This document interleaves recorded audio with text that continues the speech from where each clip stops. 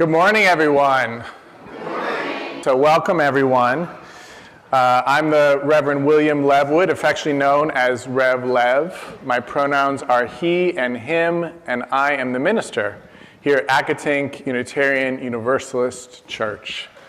I'm so glad that you decided to join us on this Labor Day weekend. I have a little secret to share with you. I always preach the most important sermon of the year on Labor Day weekend. It's not actually good design, but I just can't help myself. So now you know, show up on Labor Day weekend. That's the most important sermon. Although actually Reverend Morgan's sermon last Sunday might have been more important. So, which I shared with Reverend Morgan before she preached. But nonetheless, I think this is going to be an important sermon this morning, so I'm glad that you decided to join us. And now I'd like to invite you or remind you to silence your phones if you haven't already, if you're in person. And whether you're in person or joining us online, to take a deep breath together as we center ourselves for worship.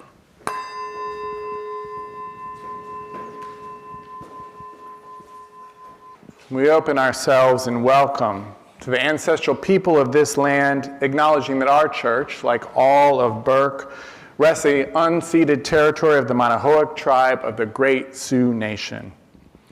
We seek healing and the realization of justice with the present-day members of the Monacan Indian Nation, the Patawomic Indian Tribe of Virginia, and the Piscataway Indian Nation.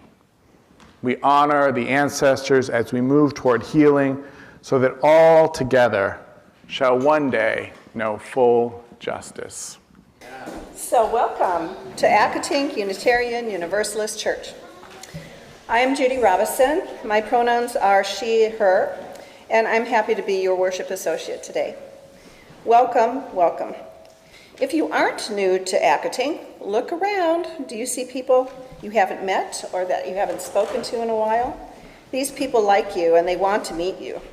Help us live up to our mission to be a welcoming and inclusive community by making this new connection. By visiting this congregation, newcomers are in a transition moment, and they are looking to make new friendships. That means that your new best friend might be here this morning, and this is your chance to get to know them before someone else does. Whether you're a longtime member or a newcomer or something in between, we encourage you to stay for our social hour, online or in person, immediately after the service. We're so delighted that you decided to join us today. Welcome. I invite you to rise in body or in spirit, and we're going to say the words of our mission statement, or the second line of our mission statement. So please rise in body or in spirit, and as we light our chalice, please join in saying, "Together we care in community. Together we grow in spirit. Together we act for justice." So this month, our theme, we have monthly themes here. This month our theme is invitation. And I shared in my minister's message last month that each month we're going to really focus within the theme, so within the theme of invitation, on the different parts of our mission statement. So we're going to explore invitation this morning as it relates to care and community.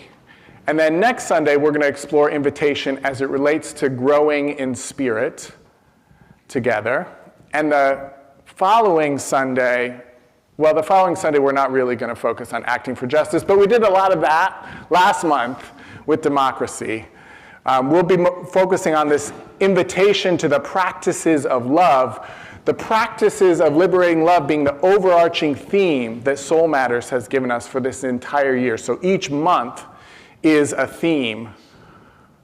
Each month is a practice. Each month's theme is a practice of liberating love. So invitation is a practice of liberating love. Deep listening in October is a practice of liberating love. Repair is a practice of liberating love. So that's what we'll focus on 3 Sundays from now. And I will say this, that Cornel West, speaking about the Reverend Dr.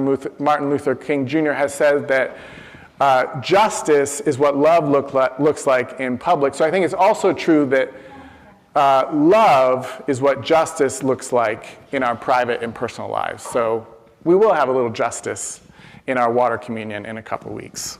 So just to keep that in mind, we made our keychains for our backpack blessing. If you didn't get to do that, that would be an opportunity to do that for the children and youth at least in future spiritual development classes on Sundays. But Kate Heilig shared that hers says care, grow, act. Care, grow, act. So those are the verbs that we're going to explore each month. That's part of our mission statement. And just a side note, Kate didn't make this. Kate did. Meaning Kate Heilig didn't make this, Kate McDevitt made it for her. You might remember my keychain, if you were here, says generous. I also didn't make mine. My child, Haya Levwood, made mine. It says generous. And I'm sharing that because today, we're going to talk about hospitality, about humility, and what Priya Parker, the author of The Art of Gathering, calls generous hosting. So we're going to talk about generous hosting today. And to move us into that exploration, we're going to sing We're Going to Sit at the Welcome Table. You can get your hymnals if you want to follow rhythm, but we're not going to sing this time the lyrics in the hymnal. We're going to sing some older lyrics that come from the tradition of this song earlier. And that's important. This song comes out of a period, out of the traditions of enslaved Africans in this country. And you'll see with the lyrics that the welcome table is not just a welcome table for all. There's a little barb in there at the slave masters calling into question whether they're living up to their Christian ideals, their so-called Christian ideals, and truly making a welcome table, and whether they're going to get to sit at the welcome table in the time to come. So our Time for All Ages today is a retelling of a story that's found in multiple cultures. There's a Potawatomi version of this tale. There's a Greek version. There's a biblical version. And I actually took out the part where the unhospitable people in the town have the town destroyed. But singing that version of the welcome table, I thought, maybe I should share that part, that the unhospitable people in the town are, in the biblical version, it's fire and brimstone.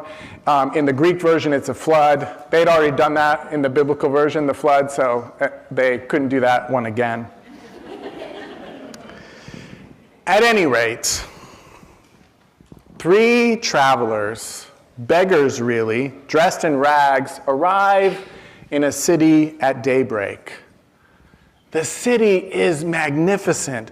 Marble statues in the central square, opulent restaurants with culinary delicacies from around the globe, their booths upholstered in velvet, tables made of marble with kitchen counters of granite inlaid with emeralds, desks of quilted maple and black elm filling office buildings. And in the streets, the people are clothed in the finest fabrics, the latest fashions. The most learned scholars reside here, sages of ancient wisdom, political strategists equipped to conquer empires, soldiers of the strictest discipline, scientists discovering new technologies every afternoon of every day of any given year. And yet, there is one thing lacking here. Call it kindness, call it generosity, call it love.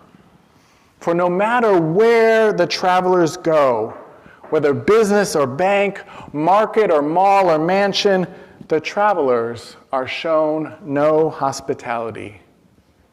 No food is offered, no lodging, not even a glass of water. And just try finding a place to use the bathroom.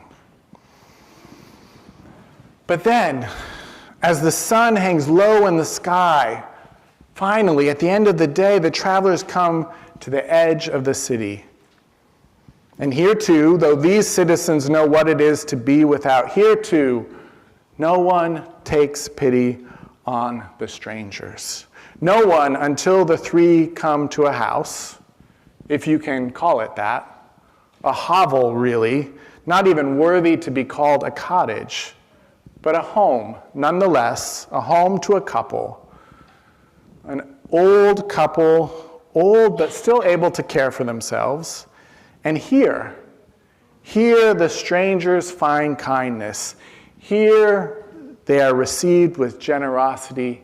Here there is love. For between the couple there is equality.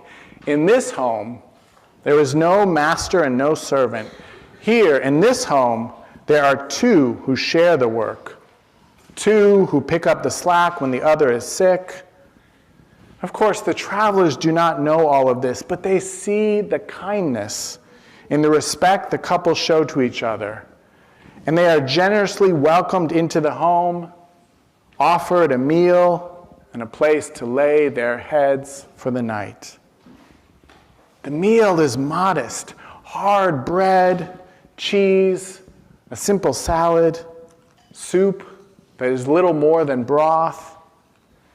There isn't even wine, just apple cider shining like gold in a clear pitcher. But an odd thing happens. No matter how much cider the guests pour from that clear pitcher, the pitcher remains full. Somehow, from abundance flows abundance itself. The couple glance at each other, exchanging bewildered looks. The strangers, seeing this, reveal themselves. And here the telling of the story deviates. Angels, they reveal themselves to be in one telling. The gods, Jupiter and Mercury and Apollo in another. The goddesses of maize, squash, and beans in yet another telling. But one thing is the same in all the tellings. Gift brings forth gift. The generous hosts are rewarded by the grateful guests. The couple is asked, and remember, these are gods and goddesses and angels asking them. The couple is asked what they wish for. What magical gift would they like from these magical strangers? The generous host's graciousness is abiding and true. So abiding and true that they ask nothing except to be able to serve others. It's possible they might be a little scared of the gods when they say that, but nonetheless. Here the tellings diverge again.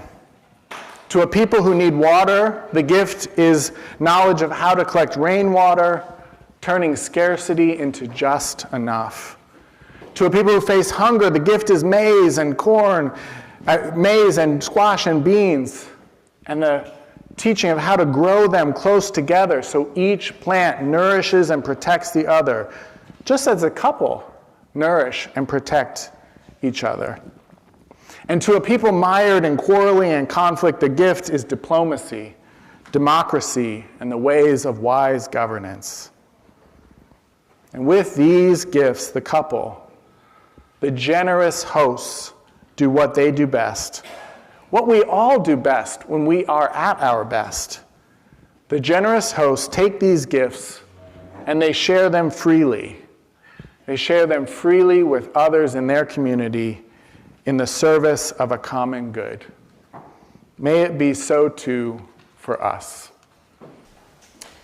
Our reading today is from a book called Red Brocade by Naomi Shihab Nye.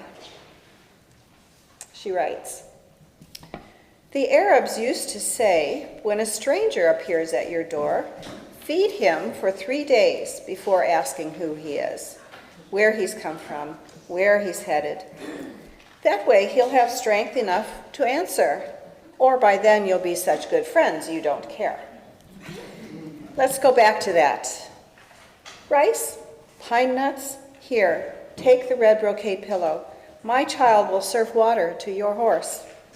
No, I was not busy when you came. I was not preparing to be busy. That's the armor everyone puts on to pretend they had a purpose in the world.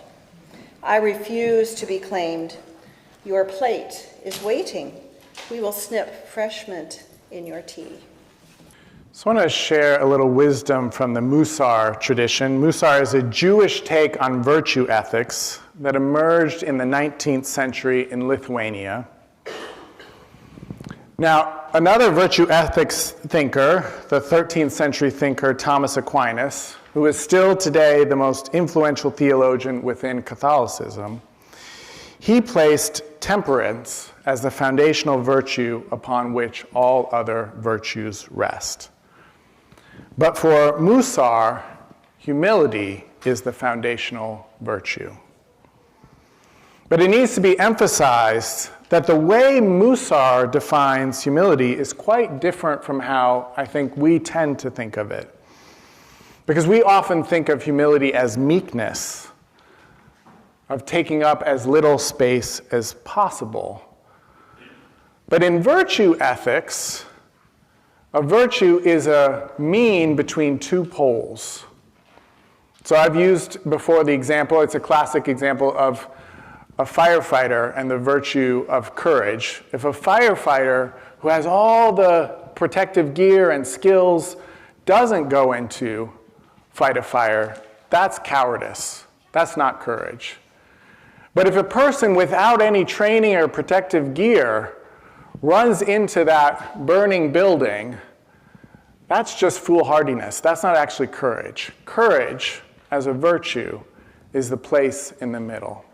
So likewise, in the Musar tradition, humility is defined as occupying the right amount of space, neither too much nor too little.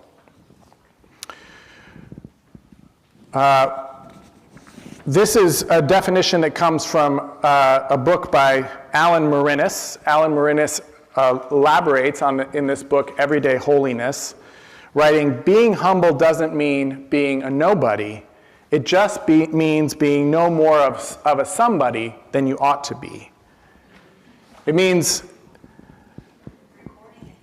not taking up too much space, not being too full of yourself. That's not humility. But it also means that too much meekness, not taking enough space, not fulfilling your responsibilities out of meekness, or perhaps to protect a false harmony within a group, that's also not humility. Humility is the place between arrogance and meekness. And it changes based on one's circumstances, just as with the firefighting example. Now, I just want to give a side note. I talked about Christian nationalism a couple Sundays ago. And one thing I didn't talk about is how for Christian nationalists and the religious right, there's a clear right and a clear wrong.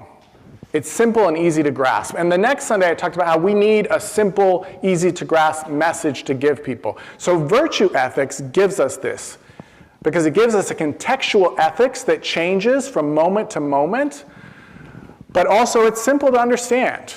You've got these two poles, and you're looking for that middle. Patience is a virtue, but not if you wait too long and use it as an excuse for inaction. But neither is impatience what you want. Compassion is a virtue, but not if it means you let people walk all over you. Then you need to assert yourself, and that's not cruelty, that's compassion.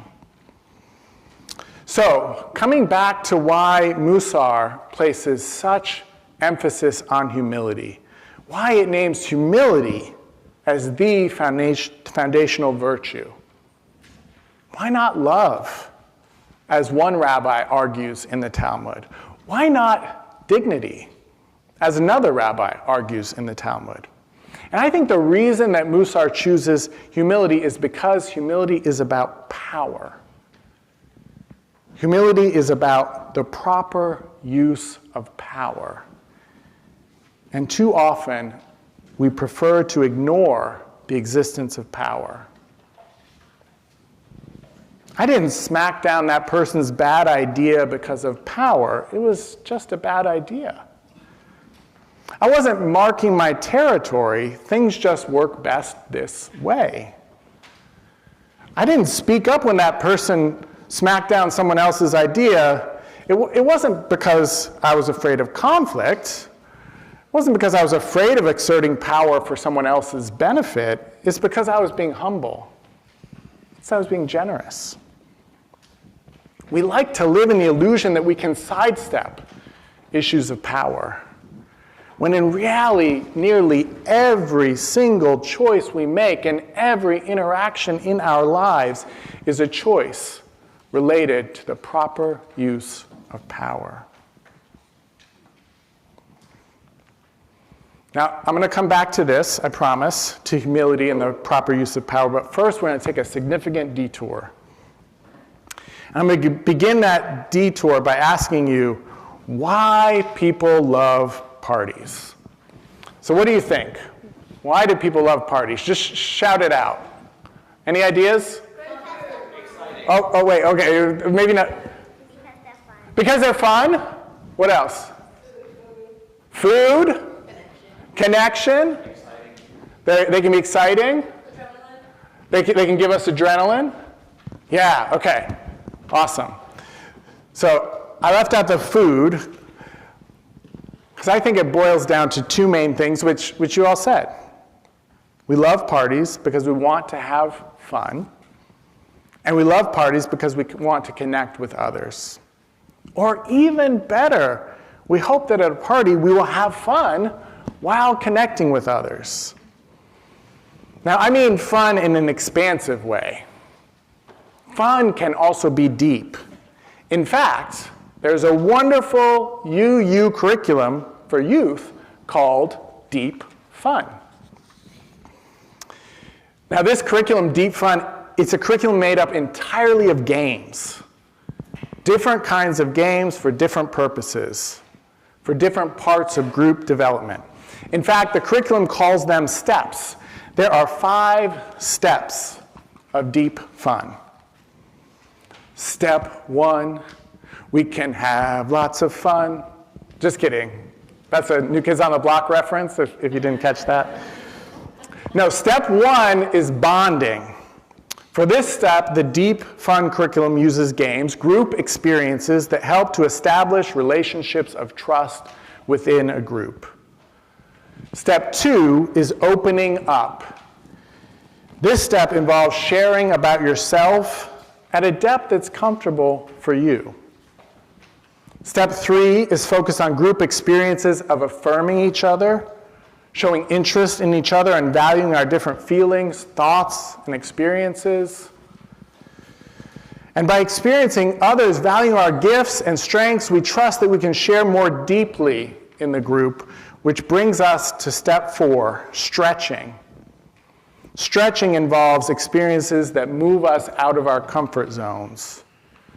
And then these experiences of stretching lead to an even deeper comfort with sharing, and to goal setting, and then to acting together to meet those goals, which is step 5. Okay, I'm still thinking of that New Kids song. I gotta admit it. Step 1, we can have lots of fun by bonding with one another. Step 2, there's so much we can do when we open up to each other. Step 3, it's just you and me. I affirm you. You're special to me. Step 4, and here the new kid does low voice, I can give you more. We can stretch into new understandings together. And finally, step 5, don't you know that the time has arrived? The time has arrived to take action together once we've done all those other steps. Okay, so I believe, you might not feel this way, but I believe that church is like a party, okay? We want from church the same things that we want from a party. We want, step 1, to feel bonded with other people. Step 2, to open up and share a bit more about ourselves and to hear others open up and share. Step 3. Are the kids keeping track for the summary?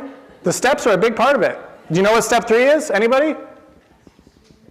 Affirmation. We want affirmation of ourselves and how we think and feel about things. I'm going to go through them one more time, so you got another chance. Step 4, stretching. Once we feel comfortable, bonded with others, having opened up a little and been met with affirmation, then we want to stretch a bit farther to go a little deeper together until step 5, we're deepening our sharing. We find we're making meaning together. Maybe we're even ready to set some goals and take some action together. Now, we can even see these steps in our Sunday services. Step 1, the bonding that happens through the welcome, the greet your neighbor time, the singing together, all of which help us to bond. I'm going through and make those steps again. Are you paying attention? Step 2, the sharing of joys and sorrows, right? Where we open up and share with each other.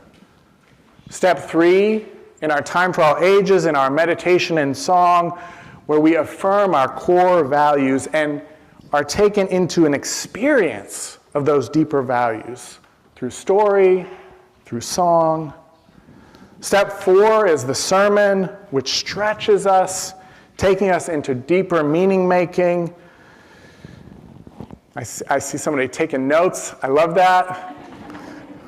And sometimes, or writing a poem perhaps, sometimes the sermon even has step 5, a call to action.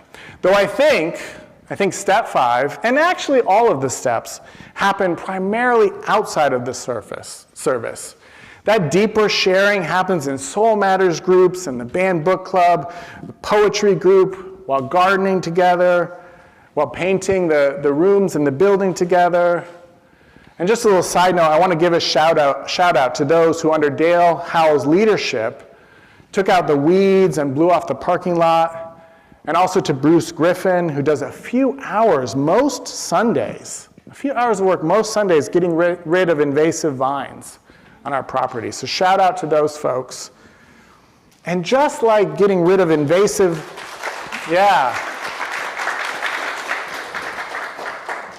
just like getting rid of invasive vines, all these steps repeat. They need to repeat again and again in all that we do together. When you're meeting a newcomer, chatting with them during social hour, they want bonding. Then to open up a little, then to be affirmed, then to stretch a little deeper with you, and eventually to share even more deeply so that y'all can get into some good trouble together. When you're talking to a longtime member, you thought I was just going to focus on newcomers, didn't you? When you're talking to a longtime member, maybe you haven't seen in a while, or maybe you have seen them just yesterday, and you're chatting with them during social hour, they too want bonding, then to open up a little, then to be affirmed, then to stretch a little deeper, and then to share even more deeply so y'all can get into some good trouble together, okay? I really want you all to get these steps. I'm repeating them a lot. When a new person comes to a committee meeting for the first or for the 5th time, what do they want? Bonding, connection, and then they want to open up, and then they want to be affirmed, and then they want to be stretched so they can share even more deeply, feel comfortable even in their uncomfortable places, and share even more deeply, so then y'all can get to work and get into some good trouble together. It's true when you're at the band book club, the poetry group, all of those groups. Everybody in all of these spaces wants those 5 steps. Now, none of this happens, none of this bonding, none of this opening up, none of this affirming, none of this stretching, none of this deeper sharing and getting into good trouble together. None of this happens unless we make it happen, which seems obvious, but it also isn't obvious. Or maybe it's just too easy to not take responsibility for it, to be a little too meek about it all. Priya Parker, who I mentioned earlier, calls this the danger of being chill. The danger of being a chill host, or some other version of being chill by another name, which, according to Priya Parker, is just another way of saying, I'm not willing to put myself out there and take a risk. A risk to try to bond with a new person, a risk to open up with that new person, a risk to give a compliment, to stretch a little further, a risk to invite that person into the work because they might bring a new idea that might feel threatening. Or because, even though I don't want to admit it, I like the power I have in this group, and I don't want to share that power, especially not if the sharing feels anything like giving up power. So trust me, I get it. I really get not wanting to take these risks. Remember when I asked why we like parties? Well, there was a time in my life when I couldn't even admit to myself that I liked parties. Back then, I had a girlfriend who loved parties, and boy, did I judge her. Did I ever judge her for her love of parties? How superficial. How lacking in depth and meaning and creativity. Now, I mostly kept these thoughts to myself, mostly. But the thing I really kept to myself, until a small voice within whispered, William, do you like parties? And despite myself, I heard another voice within responding, yes! Yes! I do like parties. And even then, after I admitted to myself that I do like parties. I like having fun and connecting with other people. Even then, I had to find all these quirky ways to be comfortable with other people. There was a period in my life when I became somewhat well known for throwing parties, small gatherings, as a young adult, without alcohol. I was so out of the loop, I didn't even realize that was pretty out of the ordinary. But I didn't just eschew alcohol at these gatherings. I would hold court by leading people in these quirky psychological games I had discovered.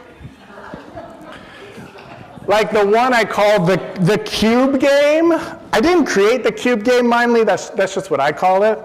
But in the cube game, as best as I can remember it, I haven't played it in years, you imagine you're in a desert, and you see a cube, which you then describe in great detail.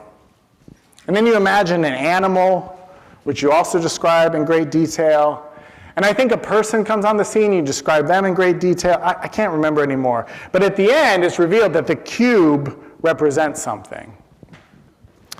And like maybe how you appear to others, I can't remember. And the animal is like your ideal lover or something. The point is, it was a bit odd. The cube game and other games like these that I use to mask and get around the intensity of my social anxiety. It was quirky, it was odd. It was also a pretty fun way to have fun connecting with other people. I had, in a way, accidentally stumbled upon a way of being a generous host. A host who didn't shirk their responsibility in bringing people together. I had brought people together. And I knew I had a responsibility as a generous authority to host those guests, to gently guide them towards a fulfilling experience together, provided quirky psychological games equals a fulfilling experience. So that should have been on the advertisement. Quirky psychological games party. Connection, Priya Parker writes, doesn't just happen on its own. You have to design your gatherings for the kinds of connections you want to create. And sometimes, this is where we get back to humility, which could also be called generous authority. Sometimes this includes anticipating and intercepting people's actions that run counter to what's best for the gathered group. She shares that when people disrupt a group experience, in service of their own agenda, one that I would add often erupts from their own very understandable anxieties and insecurities. They aren't meaning to be bad people or even to exhibit bad behavior. Bad behavior, by the way, defined just as behavior that runs counter to the purpose of that gathering. Could be perfectly fine behavior in another gathering. Nonetheless, it's your job as a generous host to interrupt the behavior kindly, graciously, but firmly for the sake of all the other guests. Guests who shows up to the party or the church service or the social hour or the committee meeting for a particular purpose, which is often some version of having fun while connecting with other people, some version of bonding, opening up, affirming, stretching, sharing deeply, and then taking action together. It takes humility and that Musar understanding of humility to practice the art of being a generous host. It's about taking up the right amount of space, making space for others by being willing to actively be a generous host for the sake of the common good of the gathered. And as a generous host, making space for others often means taking up space yourself on their behalf, guiding your guests towards connection. So I'm going to give one example of this. Priya Parker shares this in her book. It's the example from Nora Abu-State and how Nora Abu-State hosted her wedding reception dinner. So first, she chose 6 people, just 6 people to a table, to small tables to facilitate connection. Side note, that's like a Soul Matters group. The Writers' Soul Matters group is starting in 2 weeks on the second Thursday. The Parents' Soul Matters group is starting 2 weeks on the second Wednesday, and other groups will start in October. So she created a Soul Matters small group at the table with 6 people. She also said no couples at the same table, which is a German tradition. She did this to equalize the guests. This is important. Hierarchies exist and can serve a positive purpose in the world, but at a gathering, among the guests, you want folks to be equal. So no couples at the same table. Third, finally, the rules of engagement matter at the gathering. Any gathering, things happen a certain way for a certain reason. And the guests have come to have that experience. And if someone is going against that purpose, they're being a bad host to others, and that's when a generous host needs to step in, needs to step up and interrupt that behavior for the benefit of everyone else. So at this wedding dinner, the bride, this took some chutzpah, some gumption. She saw that a woman had left her table to join her husband and was actually sitting on her husband's lap, playfully flirting with him, saying, "Oh, I miss you so much." And she saw that the energy at the table among the 5 other people was completely off. The equalizing had been broken by that special bond between the couple. So Abu-State marched over there, and as a generous host, even though it was her own wedding dinner, even though it was likely to upset the couple, as a generous host, for the sake of everyone else at the table, she went up to the woman in the couple and directed her back to the table she was assigned to. She told Priya Parker, "I was really upset because it wasn't fair to the other people at the table." Now, one more thing about Abu-State. She is half Egyptian and half German. So she jokingly says that she plays the Egyptian when greater warmth is needed. The tables actually were low Egyptian-style tables, decorated beautifully with flowers and beautiful tablecloths. So she plays the Egyptian when greater warmth is needed, and she plays the German when more order is needed. So you can substitute whatever nationalities or New Yorker versus Southerner, whatever you want, so that you can do that too and toggle back and forth, right? Remember, virtue ethics, toggle back and forth between more order and more warmth, more order and more warmth. Because we need to do this too. When we see someone disrupting the purpose of a gathering, maybe they're yucking someone's yum during social hour, rather than affirming them in their perspective. And whether it's at social hour or, help me out, get out the vote postcarding, organizing, or an auction planning meeting, whatever it is, band book club, you get the idea. We need to be generous hosts,